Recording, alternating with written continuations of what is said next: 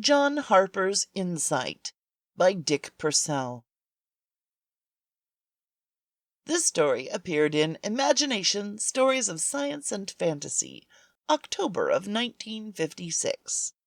Extensive research by Project Gutenberg at Gutenberg.org did not uncover any evidence that the U.S. copyright on this publication was renewed. They thought he was insane, and with good reason. Here was a man who'd spent his life in a machine shop, coming down one morning to say, in all apparent sincerity, "I've decided to be a concert pianist." Jan Grabowski on the turret lathe grinned and said, "Sure, John, they'll bring in a grand piano and you can practice between cuts." They laughed when I sat down to the piano. Someone bellowed, and there was general laughter, and the thing was forgotten. But later, when he told the boss he was quitting, they looked at each other in amazement. He'd evidently gone mad, and that was no laughing matter, because they liked John. Sam Payne, harassed plant manager, still found time to be human.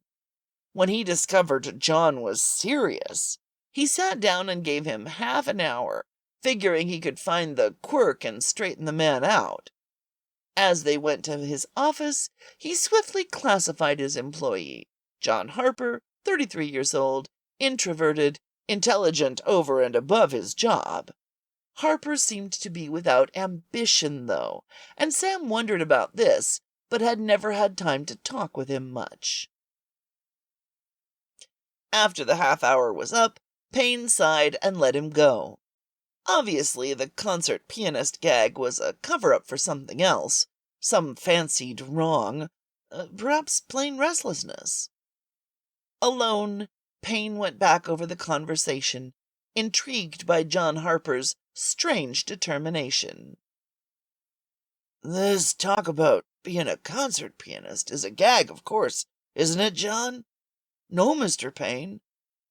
"But, man, you're too old to start a thing like that.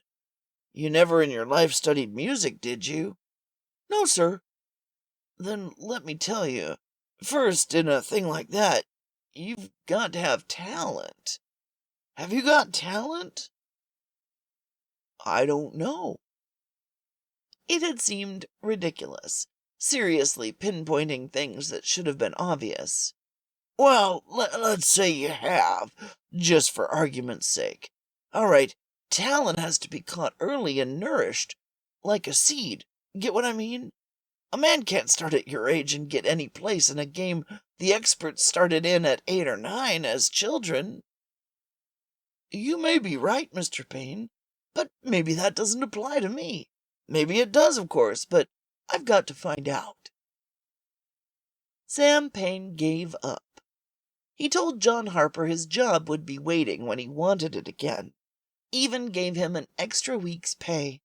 But that was to salve his conscience, because he felt he should bring in a psychiatrist at company expense to see what had gone wrong with Harper. Then he shrugged and put the thing out of his mind. Funny things happen in this day and age, he thought. The trouble was he didn't really know John Harper. No one did. A bachelor, Harper lived alone, thought alone, and suffered alone. He hated the futility of his life, the work he was doing, the passing of unfulfilled days and nights. He felt a strong pull of destiny he could neither explain nor deny, an unreasoning certainty that he, John Harper, was meant for better things, or perhaps a single better thing.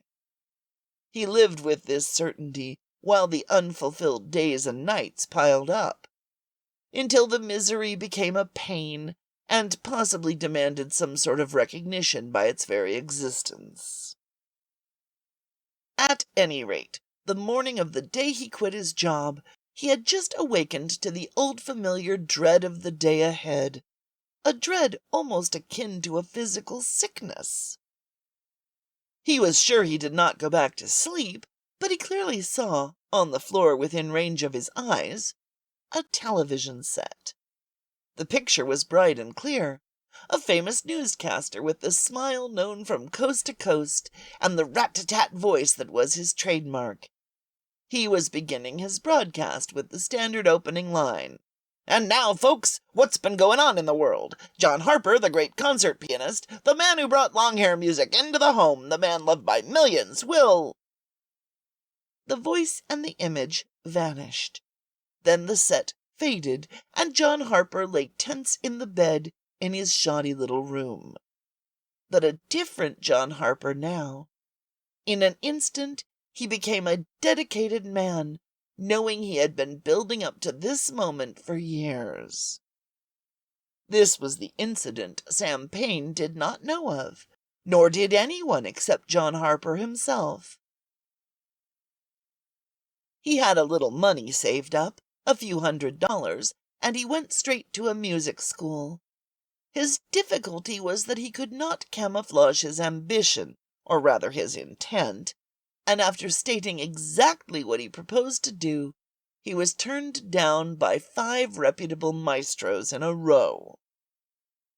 So he gave up seeking instruction and rented a piano.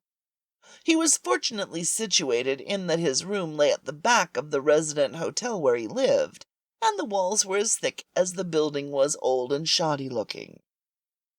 He bought some instruction books at a second-hand store and went to work. He practiced, plowing doggedly through the intricacies of the notes and scales until his money ran out. Then he got a job washing dishes and practiced all night, until he was able to present himself again at a music school, where the maestro was, fortunately, both honest and possessed of a conscience. His honesty said, "Send this man away." But John Harper had just enough pathetic skill and foggy talent that the instructor's conscience dictated the final policy. "I will teach you," he said, adding to himself, "it will be an act of charity, nothing more." He would have been astounded, however, had he known that, 4 short months before, John Harper had not known even the scales. John told no one this. He told no one anything. But he applied himself to the piano with a single-mindedness that made a fanatic seem changeable as the wind by comparison.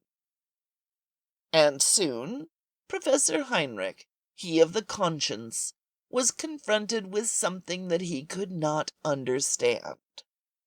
Genius was blooming and functioning before his eyes. The rest is history. It is told in hushed tones how this sad-faced, middle-aged man with no background, he was called the man from nowhere by certain romantically inclined critics, gave his first recital in New York City. It was given exactly 7 years from the day he told Sam Payne, "I'm quitting to become a concert pianist."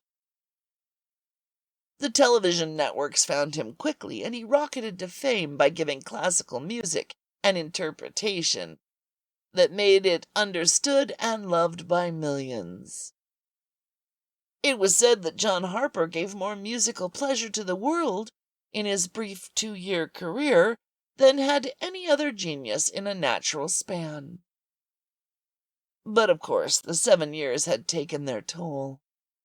The punishment of learning would have killed a far younger and stronger man than John Harper. So, after the tragically brief time at the top of his ladder, John Harper was the subject of a newscast. By a famous newscaster, with the smile famous from coast to coast, and a rat-a-tat voice that was his trademark. But not smiling as he finished his first item, "Will be buried tomorrow in New York City."